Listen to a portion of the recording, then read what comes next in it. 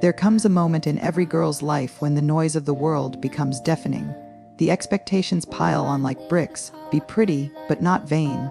Be confident, but not bossy. Be strong, but not too much. Smile more. Speak less. Fit in. Don't fall apart. The weight of these rules can be crushing. But what if we paused? What if, instead of molding girls to fit society's comfort, we allowed them to become who they truly are? Loud, soft, bold, quiet, curious, brave, messy, and whole. This message is for every girl, whether you're growing up in a small village or a bustling city, sitting at the back of the classroom, or leading the charge in a boardroom. You deserve to know the truth about your worth, not the truth society sells you, but the deeper truth that lives inside your bones. So today, I want to speak directly to the girl who doubts, who tries too hard, who feels like she's never enough, who's been silenced, overlooked, underestimated. I see you. I was you. Here's what every girl should know. 1.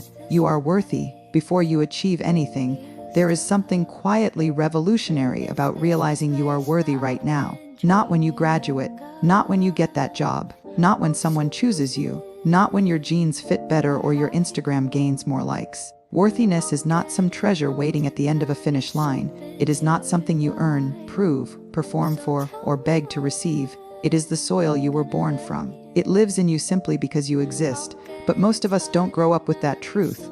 Most of us, especially girls, are taught to believe that we have to be something first, something better, something more, before we are enough. We're raised to think we have to hustle for love, strive for acceptance, and perfect ourselves into worthiness. We attach our value to our performance, our looks, our achievements, our relationships. And the moment we fall short, the moment we fail a test, miss an opportunity, lose someone, or simply feel off, we spiral into shame. We forget that our worth was never tied to those things in the first place. It starts early. A young girl in school gets a bad grade and suddenly believes she's stupid. A teenager is left out of a group chat and wonders if she's unlikable. A woman doesn't get promoted and starts questioning her whole identity. We mistake feedback for truth. We start believing the lie that unless we are achieving, we are failing, not just in tasks but as people. But here's the thing: your worth is not a fluctuating stock market. It doesn't rise and fall with your success or failure. It's not tied to how much you produce, how many people approve of you, or how well you perform. You are worthy because you breathe, because you laugh and cry and feel deeply, because you are a human being, not a human doing. This realization is not easy, especially in a world that celebrates the highlight reels and ignores the quiet battles. It takes courage to stop chasing approval and instead stand in the truth of your inherent value. It takes guts to tell yourself in the middle of a setback, "I'm still enough." It takes strength to believe you matter even when nothing is going right. When I met a young woman named Sana during a community workshop, I saw this lesson unfold in real time. She had recently dropped out of university because of financial difficulties and was drowning in shame. She said, "I feel like a disappointment, like I failed at life before I even started." But as she began to speak her truth, her fears, her hopes, her story, something powerful shifted. She saw her courage reflected back in the eyes of those listening. She saw that even though her path looked different, her value had never diminished. In fact, her honesty, her resilience, and her determination made her light shine even brighter. That's what happens when we stop tying our worth to our resume or our reputation. We start reclaiming our humanity. We become more real, more open, more free. Believing in your worth before you achieve anything isn't about denying your goals.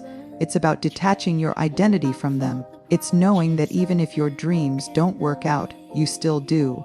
It's the difference between striving from fear and growing from love. When you know you are worthy, you stop trying to earn your place in the room. You start owning it.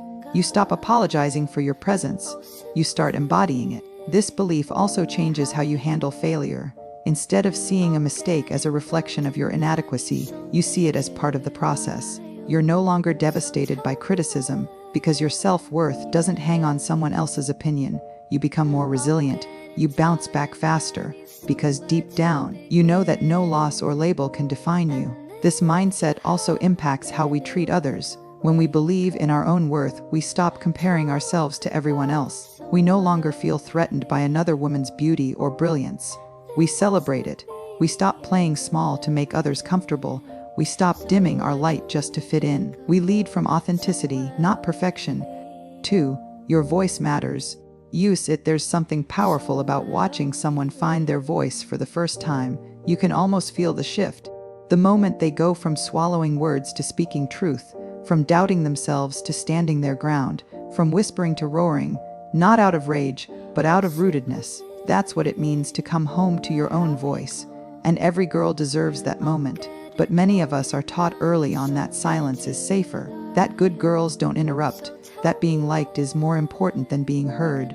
We're trained to nod, smile, agree, comply, speak only when spoken to. Don't make it awkward. Don't be too loud. Don't ask too many questions. And over time, we begin to believe that staying quiet is the same as staying safe. But silence isn't always safe.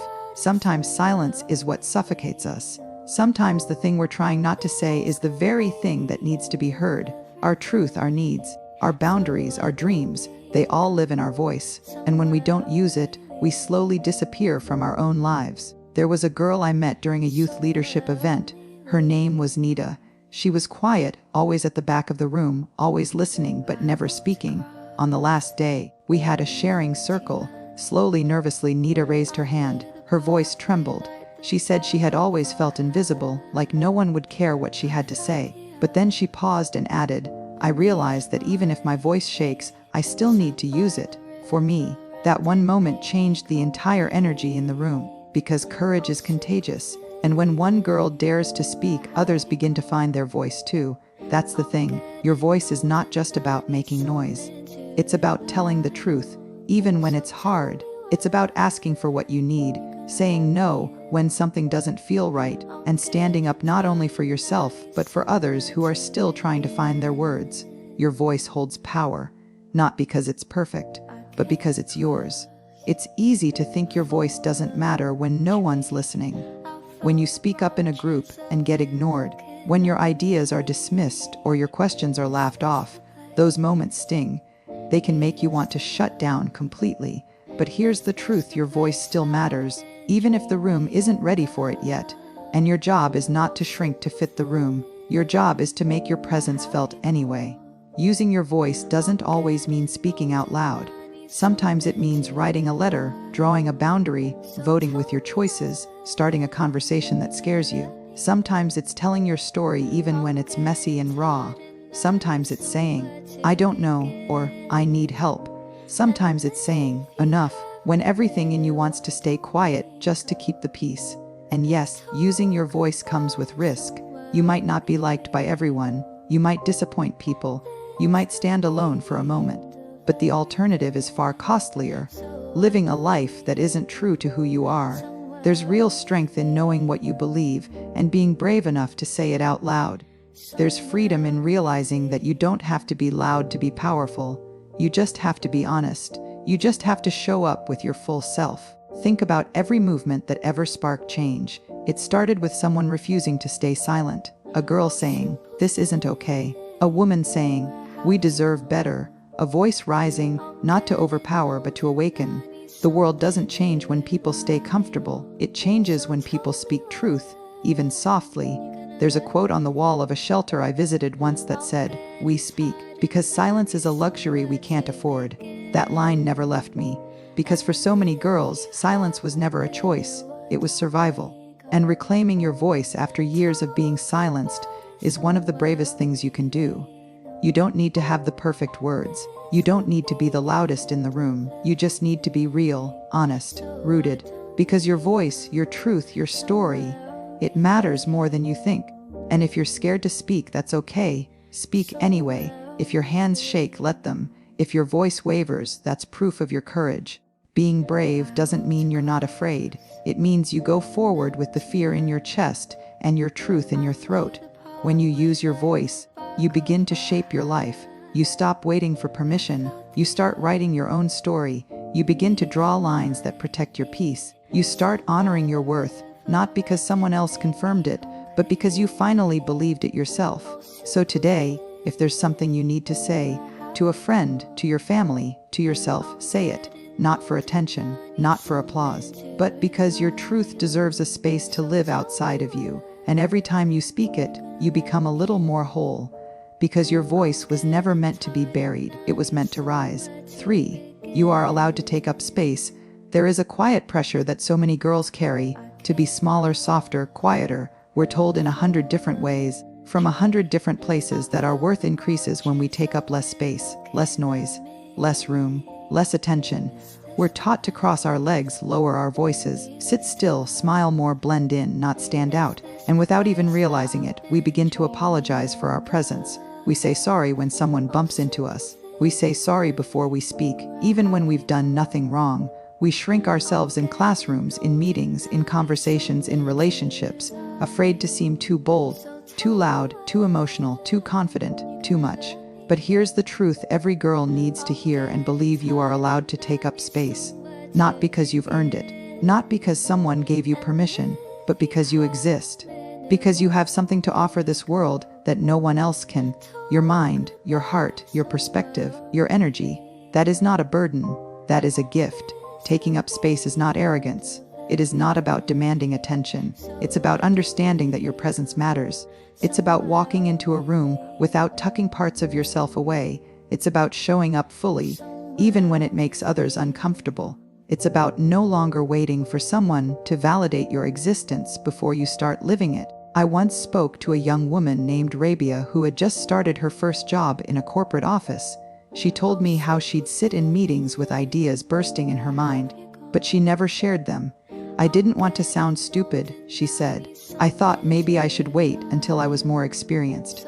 But one day, her supervisor asked for suggestions on a project. Rabia finally spoke up, nervously, hesitantly, and to her surprise, the whole team leaned in. They listened. Her idea became the foundation of the next campaign. That's the power of claiming space, of trusting that your voice has weight, that your ideas are valid, that you don't need to prove yourself over and over just to belong. But this isn't just about boardrooms or classrooms. Taking up space shows up in every area of life. It's choosing to wear what makes you feel good, not what makes others comfortable. It's sitting at the front of the bus instead of hiding in the back.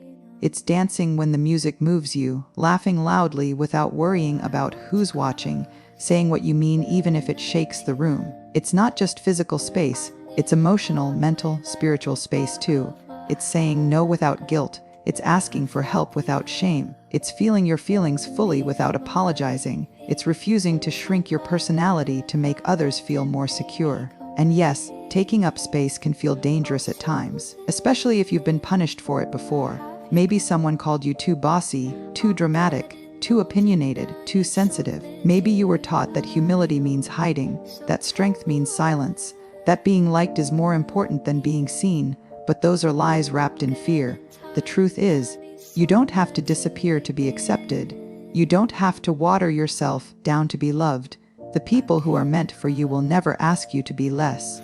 When you allow yourself to take up space, you're not just empowering yourself, you're lighting the way for others. You give silent permission to the girl next to you to sit taller, to speak louder, to stop apologizing. You become a mirror showing her what's possible. Think of the women who have broken barriers, shattered ceilings, changed history. They didn't do it by staying small. They did it by standing in the fullness of who they are. And not all of them were loud or commanding. Some were soft and steady, but they took up space in the way only they could, with purpose, with truth, with authenticity. That's the invitation, not to be someone else, but to be more of yourself, more honest, more present, more real, to stop folding yourself into tiny versions of your potential and start expanding into your full capacity. Sometimes, taking up space looks like saying, I deserve better. Sometimes it looks like starting your own business. Sometimes it looks like crying when you've been holding it in for too long. Sometimes it looks like standing alone until someone else finds the courage to stand with you. It will feel uncomfortable at first. You might second-guess yourself. You might feel exposed. That's normal. When you've spent years shrinking, expansion feels like rebellion. But it's the most beautiful kind. The kind that says, I'm not here to be convenient. I'm here to be complete. So here's what I want you to know deep in your bones. Your dreams are not too big. Your presence is not too loud. Your truth is not too much. And your light, it doesn't need to be dimmed. Not now. Not ever. You were never meant to fit into the mold. You were meant to break it. You were never meant to tiptoe through life. You were meant to walk boldly. And the world, it doesn't need another girl who's learned. 4. Your body is not an apology from the time we're little girls. We're told how our bodies should look, how they should move, how they should behave. The messages come at us fast and loud, from magazines, from family, from school halls, from social media, from the world that's constantly measuring us. Be thinner, be curvier, be lighter, be prettier, be anything but what you are. And so, many of us learn to make our bodies the enemy. We pinch at the softness of our stomachs and call it failure. We criticize the slope of our noses, the texture of our hair, the shape of our legs. We stare into mirrors and ask what needs to change instead of what needs to be celebrated. And somewhere along the way, we begin to apologize, not always in words, but in the way we move, the way we dress, the way we dim ourselves. As if simply having a body that doesn't fit the world's impossible standards is something we need to be sorry for. But here's what every girl should know. Your body is not an apology. It's not a problem to be fixed. It is not an object for someone else's judgment. Your body is your home, your one, precious, sacred home. It's not meant to be perfect. It's meant to carry you through this life. And it's been doing that from the very beginning. Think about that for a moment. Your body held you when you took your first breath. It has carried you through heartbreak and healing, laughter and loneliness, dancing and devastation. It has let you fall in love, run toward dreams, stand up for yourself, and get back up every time you were knocked down. It is not broken. It is not shameful. It is yours, and that makes it enough. But it's hard to hold that truth in a world that constantly tells us otherwise. It's hard when a girl as young as 10 starts asking if she's too fat. It's hard when a teenager skips meals just to fit into a dress. It's hard when women compare their postpartum bodies with influencers on filtered screens.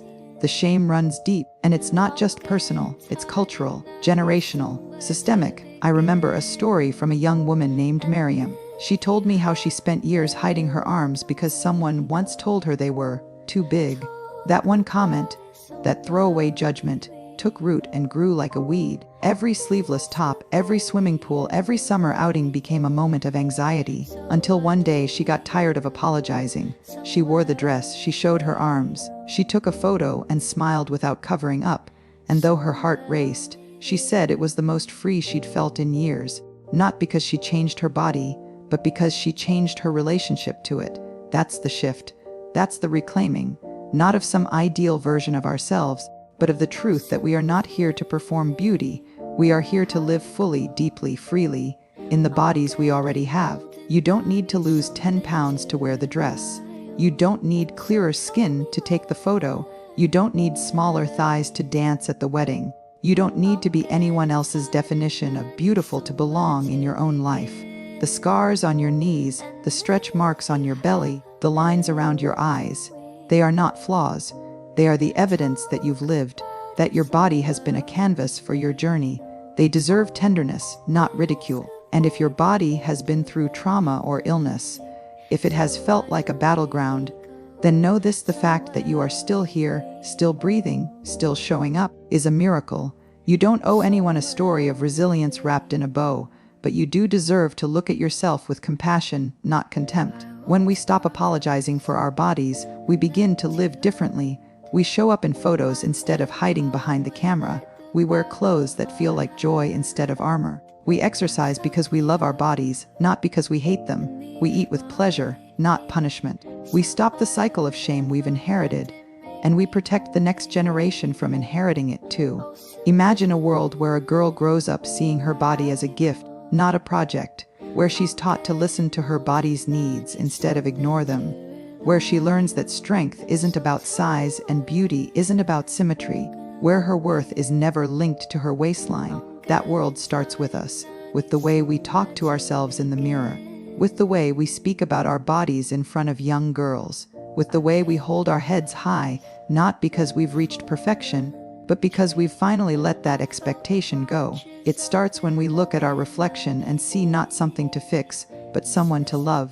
Your body doesn't have to look like hers. It doesn't have to fit into a certain category or draw praise from strangers. It just has to be yours. It just has to be lived in, fully, fiercely, freely. So no more shrinking, no more hiding, no more waiting to feel good enough before you allow yourself joy. Your body is not an apology. It is not a mistake. It is not a burden. It is your home, your ally, your witness.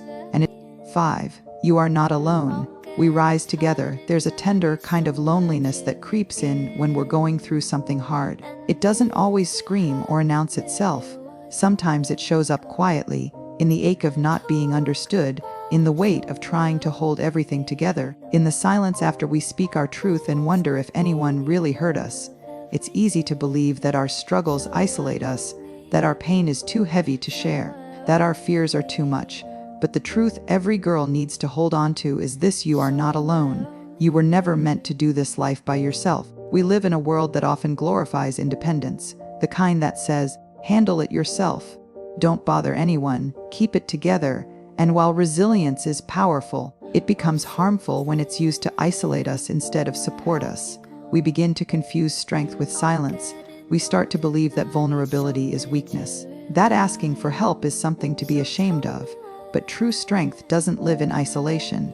It's found in connection. When girls believe they have to walk through life alone, they begin to carry invisible weights that grow heavier over time. They hide their fears, silence their questions, smile through the pain, and pretend to be okay even when their hearts are breaking. And the tragedy is, while we're all pretending to be fine, we're all secretly aching for someone to say, "Me too." One of the most powerful things we can do is tell our truth, not because we have all the answers, but because it creates space for someone else to do the same.